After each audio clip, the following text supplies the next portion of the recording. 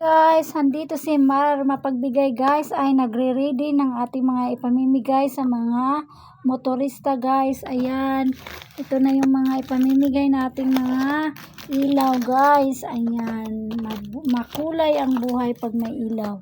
Ayan guys, para safe sila sa kanilang pagbabiyahe. Ayan, bibigyan natin sila ng mga bulb, mga ilaw.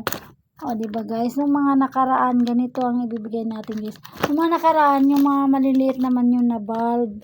Ito naman ngayon ay mga malalaki na na bulb guys. Pamimigay ito naman, may mali. Ayun. Saka yung mga wire ay nabibigay natin yung mga nakaraan. Ngayon naman ay ito naman pamimigay natin guys.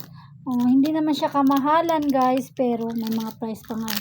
Pero hindi naman siya kamahalan, pero swerte ang mapagbigyan nito guys, yung mga ilaw na yan. O, diba guys? Ayan.